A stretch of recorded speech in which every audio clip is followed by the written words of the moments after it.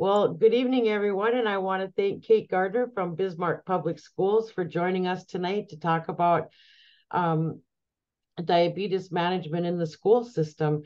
We're really grateful that Heather Capella linked us to Kate to have a extended learning session on this tonight because that's been a nice request. So without further ado, thanks, Kate, for joining us, and I'll let you take it away. All right. Thank you. Thanks for having me tonight. Um, I put together a slide deck for the Diabetes Symposium for Sanford earlier this year, so I'm going to be using that. I did have a co-presenter at that event, and that was Julianne Walters. She's with Sanford. She's one of the diabetic educators. She is not here tonight, but I'll just present her material as well. So you'll see her name on the slides. We worked on it all together. So if you have any questions at any time, feel free to email me. If you're watching this recording, feel free to email me at any time, and I can try to help answer those or put you in line with somebody else who can answer them as well. So we will get started here. Let me get my screen up. All right. Are you seeing my presentation here? I am, yeah. Okay, good deal. Let me see. All right. So diabetes in school, and our biggest thing is to work as a team um, between several different disciplines so that kids have the best outcomes. And like I said, Julianne Walter and myself put this together. Julie's been with Sanford for as long as I think I was before I came to the school district, so probably about 20 years. Does a great job. The outcomes of this presentation, we're going to talk about the plans that we use between the school staff and the medical staff, communication between the school staff, the family, the medical team, what management of diabetes looks like during the day, our diabetes supplies, management of diabetes during extracurricular activities, because that's a whole nother beast. And then troubleshooting our hypoglycemia and hyperglycemia. So the first plan that we are going to talk about is the DMMP, the Diabetes Medical Management Plan. And this is a plan that's put together at the physician's office that outlines the student's diabetes care while at school. Parents and guardians are the ones responsible for initiating and requesting the plan. However, I will say all of our kids that go through Sanford, and I don't want to sound like I'm touting Sanford, but most of our kids with diabetes are at Sanford, either Bismarck or Fargo.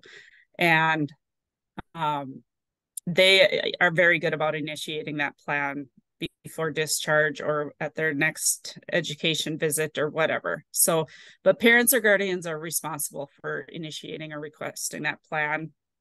The provider reviews it, signs it. It's updated every year, or if there's changes to their plan. So if their carb ratio changes, if their insulin dosing, whatever changes, that gets updated.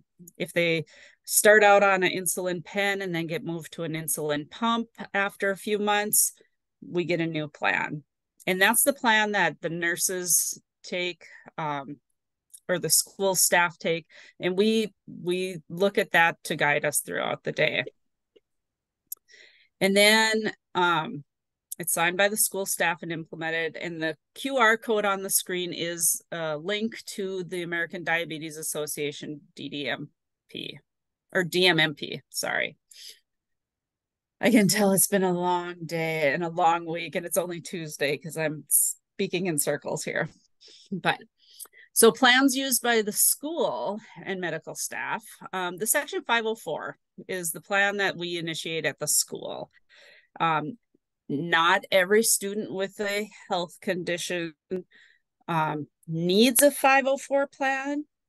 They may be eligible for a 504 plan, but it's still a 504 team decision.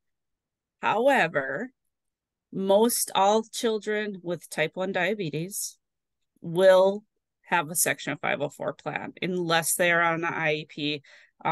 You can write the accommodations into the IEP as well.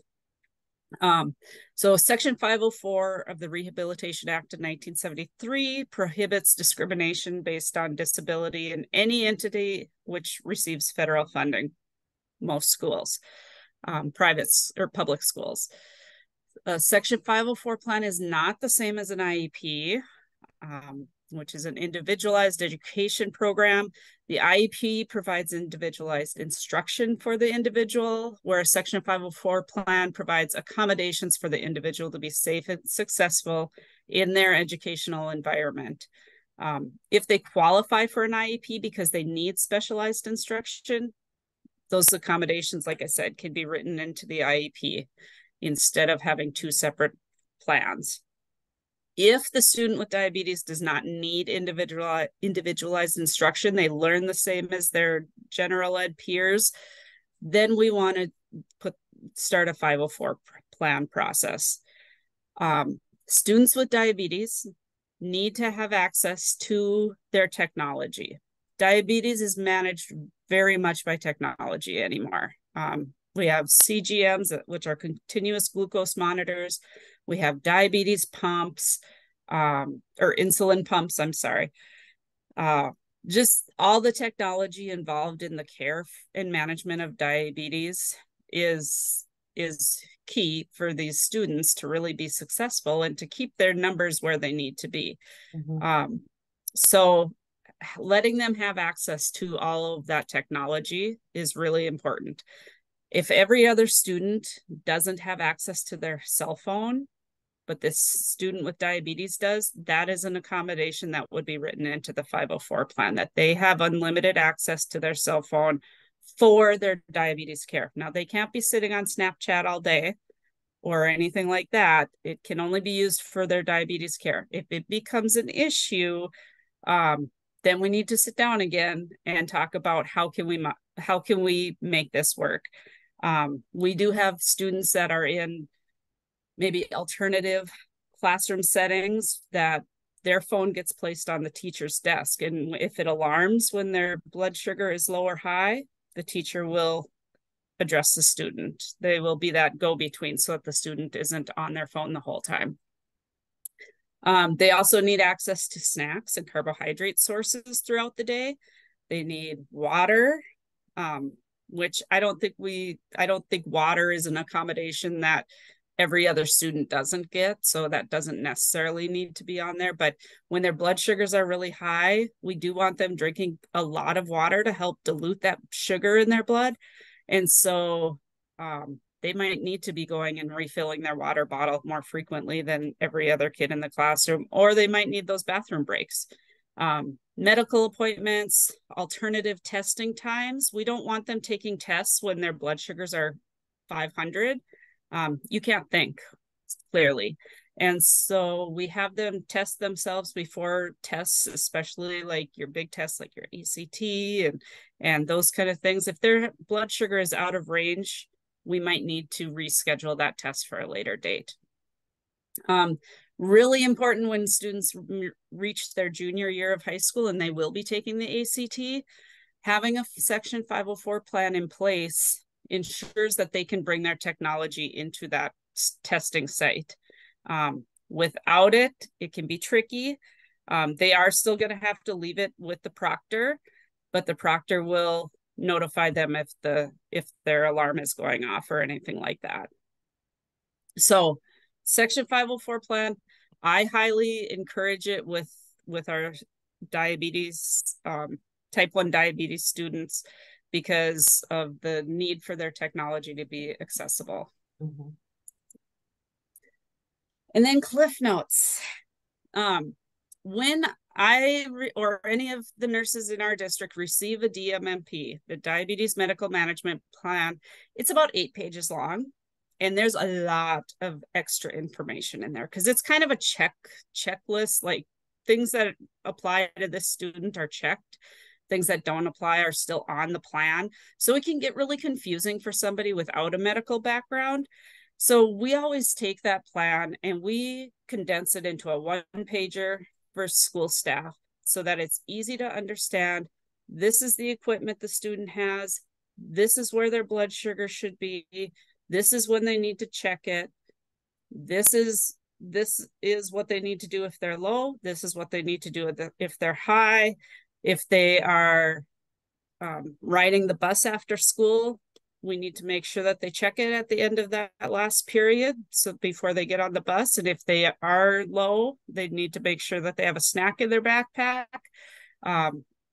So we can get all that information off the DMMP and put it into a one to 2 page document for school staff, so that it's not so confusing and so much extra to read.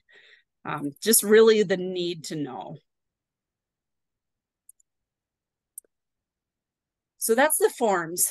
Now, communication. We have a lot of communication going back between the medical team and the school staff, mostly in the form of the DMMP.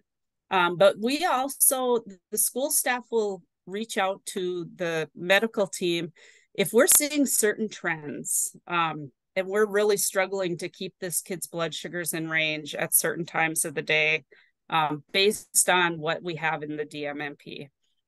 Or if they have a new technology that we haven't used yet, because that is always happening. We have new technology coming out in the diabetic world all the time.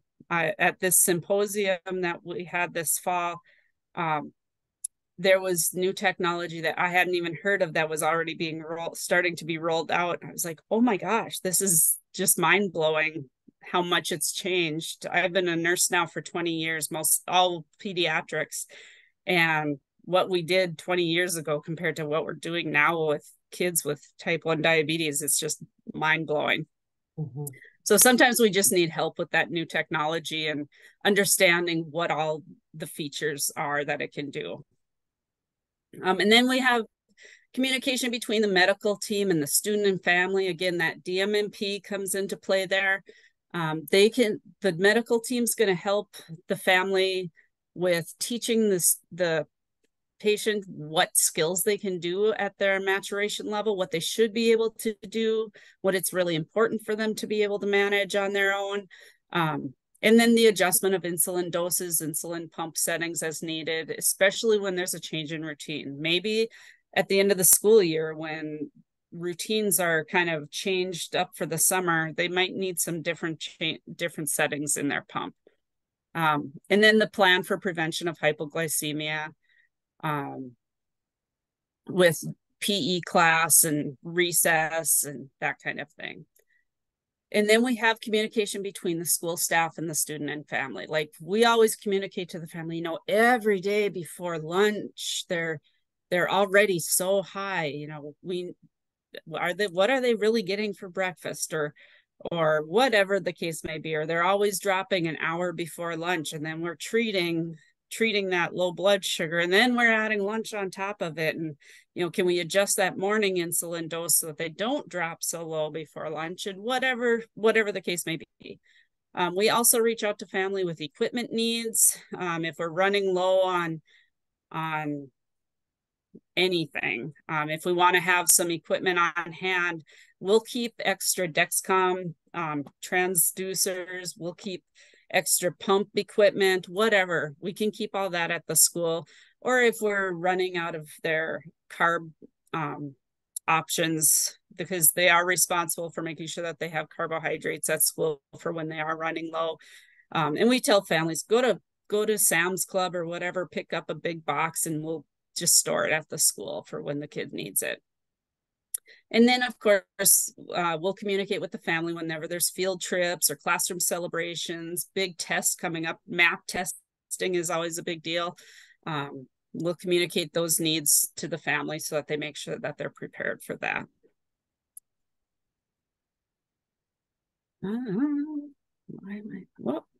So diabetes supplies. So we, in Bismarck, we're pretty strict about, and when talking with Julie, it should be this way everywhere. If students don't have the supplies that they need to know what their numbers are and to treat their numbers, it is not safe for them to be at school.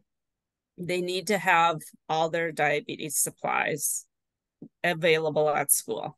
We encourage them to have a diabetes bag. Most of the time they'll get one, just a kind of a cheesy one at diagnosis. The diabetes team will give them a bag.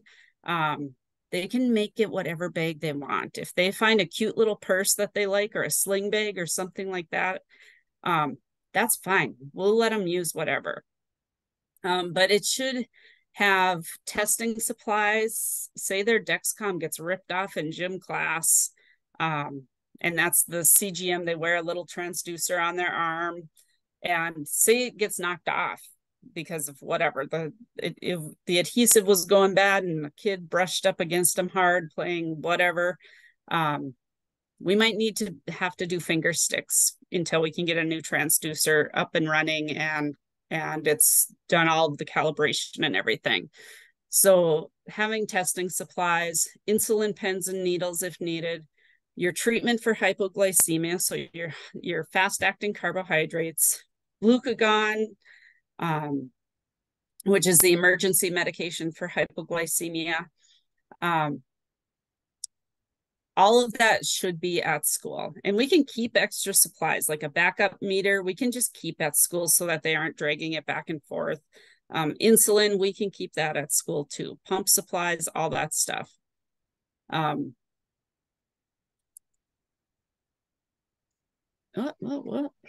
Where? Hang on, my window just closed that I had up here. Okay, whatever. Management of diabetes during the school day. This came from out of Colorado. They put together kind of this plan for developmental stages and what kids should be able to manage and do. So from age 3 to 7, so about through second grade, parents or school staff need to be supervising kids with their diabetes tasks. They will learn to cooperate for finger sticks and insulin. And honestly, most of the kids right now, as soon as they're diagnosed, they have that CGM put on their arm and they don't even experience finger sticks hardly. It's wonderful for them. They're going to be inconsistent with their food choices. And you know what? That's okay. As long as they cover what they're eating with insulin, they can eat what they want. And that's what they're taught by the diabetic educators and the nutritionists. Eat what you want. You just have to account for it with your insulin. They gradually will learn to recognize hypoglycemia symptoms. When they're young like that, they might not understand what it feels like when they're low or why they feel like that. And they really don't have the concept of time. 7 to 12 years. So getting into the middle school age, most of our middle schoolers, we work really hard with our elementary students to get them ready for middle school so that they can have that independence, because that is so important to them. Being able to do their own thing, stay with their peers, not have to run to the nurse's office, anything like that. And so we teach them how to count their carbs, how to enter their carbs into their pump. And they really do quite well. They still need help now and then, or if they're getting sick or something and their blood sugars are up and down and all over the place, we're still there for them. But we really do our best to try to get them that independence so that they can just be another kid with their peers. And then 12 to 18 years old, again, mostly quite independent. This is where we see the behavior issues a little bit too, where they're sick of this. They've got diabetes fatigue. They're sick of dealing with it. They'll start maybe not treating when they should because they want to be in control. And we've also seen some pretty big mental health issues too, where their diabetes tools have become ways that they have self-harmed too. And that's unfortunate and scary. But I also advocate any child with a chronic disease should be touching base at regular intervals with a mental health or behavioral health professional, just to make sure everything's all good. Mm-hmm. It doesn't always happen because there aren't enough around, but Mm-hmm. in a perfect world, that would be my dream. Mm-hmm. So management of diabetes during the school day. In the elementary schools, we train UAPs, unlicensed assisted personnel, to help manage these kiddos.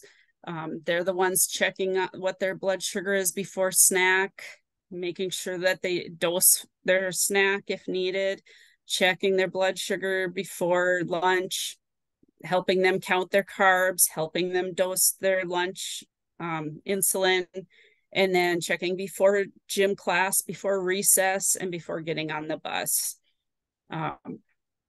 So that's a whole nother process in itself, but training UAPs, if you're not familiar with UAPs or unlicensed assisted personnel, it goes through the board of nursing. There's background checks. There's a lot involved, but we do it because it's the right thing to do, and we want to make sure that the people that we have trained are the best for the students. With elementary school, we also have after-school programs. Unfortunately, most after-school programs don't train their staff for anything other than CPR and first aid. So anything other than that is beyond their scope. And so if students with type 1 diabetes are going to attend after school programs, it's best if they do have that continuous glucose monitor, and parents know that, hey, from 3:30 until I pick them up, I need to kind of keep an eye on that. And the parents should have at least access to whoever's doing the after school program, so that if they do need to tell them to have another snack or whatever, they can communicate that. Because sometimes high school students, sometimes young college students that are doing these after school programs, and they just don't have the background. Mm-hmm. Middle and high school, they have a pretty good grasp on their self-management skills. Can be tricky, like I said, because we start seeing that need and want for independence. What we do generally is we'll go in and we'll educate the entire team of teachers and staff that middle schooler is going to have, and we will let them know this student has diabetes. This is their equipment. If you hear it alarming, please tap them on the shoulder or whatever and ask them to take care of it, because just like you and I and everybody, after a while you start to let those sounds kind of just go by. When I worked in the hospital, there could be IV pumps going off, and after a while you just kind of tune them out, but you still go and address them. Same like all the screaming kids in the clinics and stuff like that. You just don't even notice it after a while. So sometimes they just don't even notice that their CGM is beeping at them. We also communicate closely with parents to see if there's additional supports that are needed. Say the kid is actually not putting in their blood sugar or their carbs after lunch, and the parents are noticing their blood sugars are really high all afternoon. We'll add in a check-in time for the kids after lunch so that they're checking in with somebody in the school to make sure that they are doing what they need to be doing. We have the same supports at the high school, but again, more independence because of their maturation level. And then extracurriculars, we will share those cliff notes of the DMMP with the coaching staff, the athletic training staff. The student athlete needs to know what their glucose level is going into practice and competitions. They should pre-treat for lows, keep proteins and carbs on board to keep their glucose level stable during their activity. And my dog just came in here and is growling. Anyway, and then their extra hypoglycemia treatment, so a juice or whatever. And then just keeping in mind that their CGM or their pump equipment placement may be impacted by the nature of their activity. If they're a football player, they probably can't put their CGM where the pads are going to be rubbing. And so just knowing that they might need alternative locations for their equipment. This is just kind of a guideline for extracurricular activities. If it's, vigorous activity or exercise, they're going to be playing football for an entire game, and what their blood glucose is before starting, and then what they need to do, how they need to correct that, and what the best foods would be so that it stays steady. Always adding a protein to the carb is going to help the most. And then we train all staff working with students with diabetes on the hypoglycemia and hyperglycemia symptoms, what to look for, how to treat. These are great hypoglycemia treatment options, glucose tablets or gel or fruit snacks, juice boxes. In the middle school, they often will have a binder that they carry, and they can keep like fruit leather in that binder in a little zipper pouch, or they can keep the glucose tabs or fruit snacks in those zipper pouches. Works great. It's discreet. They don't have to carry anything extra necessarily that their peers aren't carrying. But parents need to provide these treatments for school.